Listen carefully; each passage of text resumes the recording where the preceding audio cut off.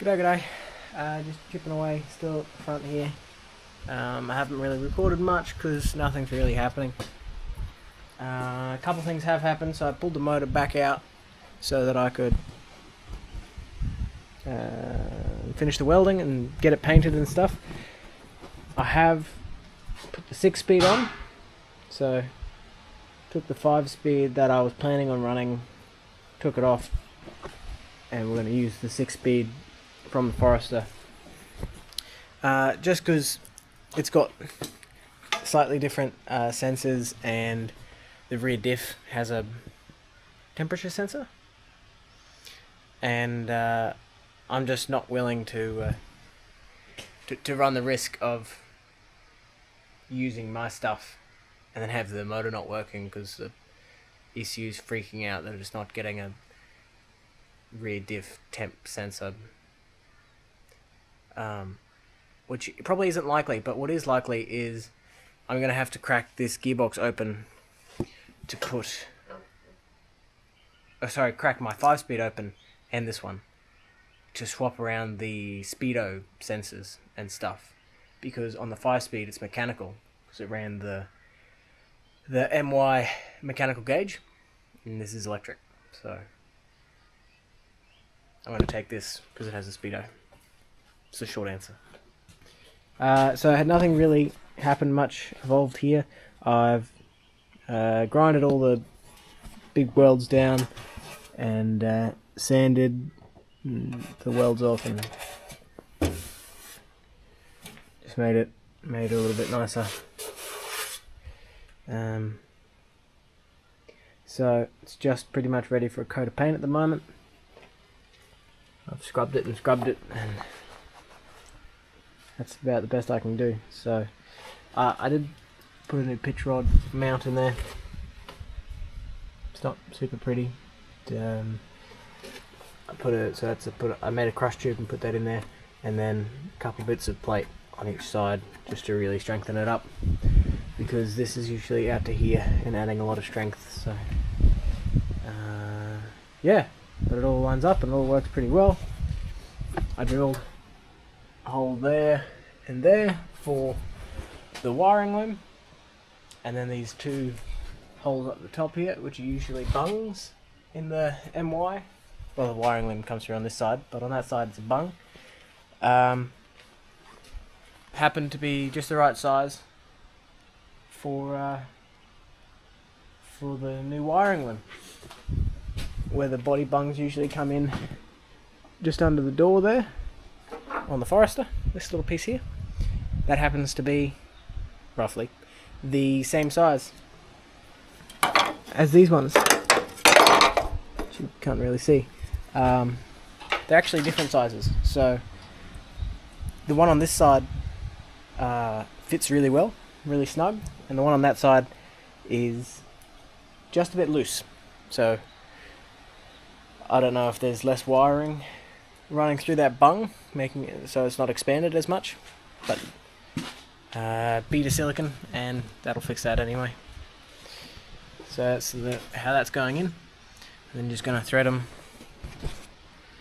along down here, along the inside to where they have to go. I'm going to have to de-pin a couple of the plugs, but it's nothing too crazy. So I think that's about it. A few coats of paint, make it nice, and then the engine and everything can go in. Just clean this up a little bit so that I can get a little coat of paint. Oh, it's a bit low. That can get a little coat of paint just for the time being, because more stuff's going to have to get welded in there for the pedals, but for the moment it should be pretty good. So yeah, coming along nicely.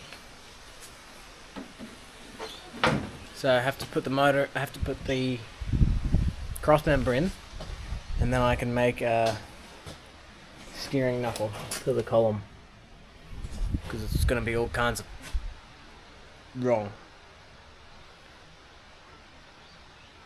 So that's what's happening. Nothing really to record because it's just me standing in the engine bay, grinding and sanding and tacking and sanding and tacking and sanding. So, nothing too interesting. Yeah. But about to get a coat of paint, so we'll see if we can record some of that.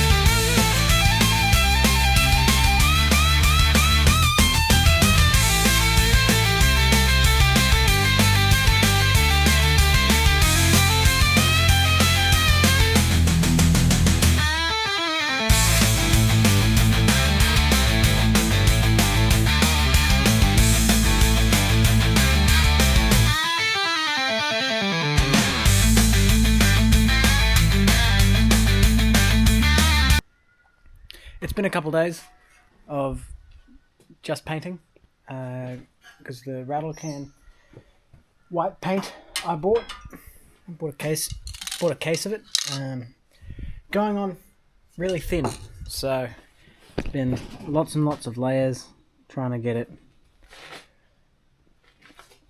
nice and thick and trying to cover the all different colors that were on there, the blacks and the whites and the raw steel and everything. It's an all-in-one, so it's a primer and it's everything. Primer and seal and it's zinc and it's all that good stuff. So probably spend another day or half day on it. It's looking pretty good. This is probably coat number 6 on it now. 6 or 7, something around there. And it's looking pretty good. There's just a few spots that I want to touch up, especially where I never took the paint off and I'm just painting over the factory paint, which is coming up really well. It just needs to be on that little bit thicker. It ran in a couple places, so I'll just go over it a bit thicker there and cover the run marks. What else? So this is the top radiator support panel that I can't remember if I recorded what I did to this. I chopped and changed it and all sorts of things. So it's the factory MY radiator support that I cut out of there, with brackets that I welded on to go on those holes there, and a big hole carved out of the top of it for the radiator cap. So works pretty well. I was pretty stoked that I got it all to fit. So the bottom of the radiator is pushed forward, that much, but the top of the radiator is still pretty much in the factory MY position, more or less. And you can see there, it's the top of the radiator sits in those bushes there. So I've just bogged the support panel, so I'm just going to sand it now and then paint it, because it's the first thing you look at when you open the bonnet. Most of the engine bay is going to be covered with stuff, so there's a few kind of things that I'm not too worried about, but everyone's going to see this, so going to sand it and then give it a few coats of this white paint as well. So I'll put another 2 coats or so probably on it today, maybe 3 hopefully, get it finished so it'll dry overnight, and tomorrow I can put the engine back in it and running gear and stuff, and the front end can go on the ground and I can push it out of this damn shed and spin it around, pull the back in here and rip the fuel tank out and start working on that stuff. Engine cross members in. I was trying to be careful because the paint is still not super hard. It's not tacky anymore, but it's just not rock solid. Column is in, bolted in where she's going to live. Looking pretty cool. You just got to get the knuckle all good to go. So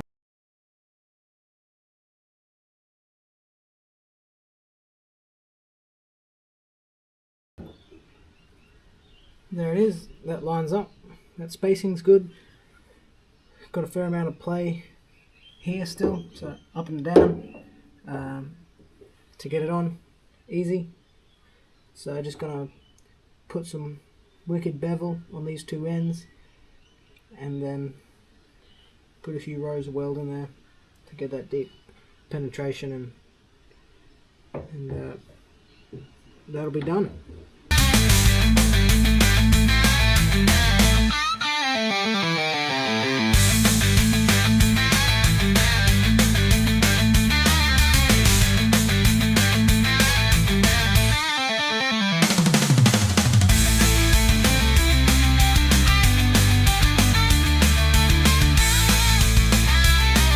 Motor was going in really well. It was looking awesome. Wasn't scuffing the paint up too much because it was just a little bit soft. And replaced the 5-speed. And I saw that it was a little bit bigger, but it was just a lot bigger than I had anticipated. So I've had to cut a little bit out of the transmission tunnel here and panel beat that out.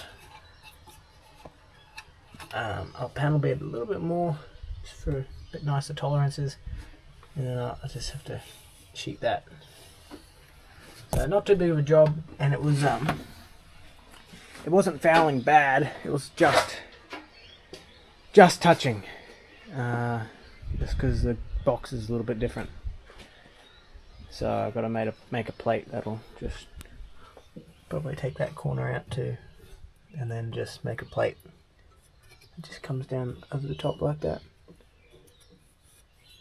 Bend one up, make it nice and pretty. So, not the quick easy, just slap the motor and box in and it should be right.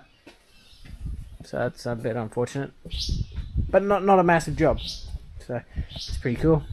Got the 30-inch old rally tyres on some SF Forester rims. So 30-inch tyres. Apart from this shock here, which is just clearing. The rest of the car should be clearanced for 31, 32s somewhere. And of course that's at full bump, full droop, sorry.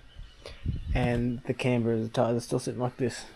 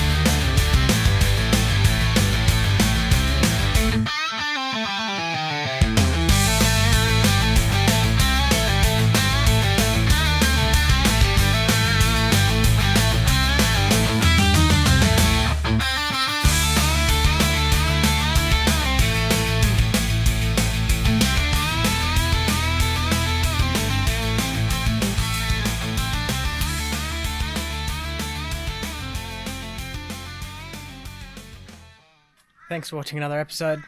I hope you enjoyed it. Got a fair bit done on this episode. So, some fairly big jobs slowly getting ticked off. I don't think there was anything too major that I missed. Was able to get the car on the ground, and hopefully that'll get into the next episode. Got the car on the ground, and actually for the first time had the thing rolling. There's no wiring in it, so it's not running, but had it on the ground, which isn't as big of an achievement as it felt when the car sat on the ground for the first time. So yeah, thanks for watching. Really hope you enjoyed it, and there'll be more coming out because the car is not finished yet. Thanks.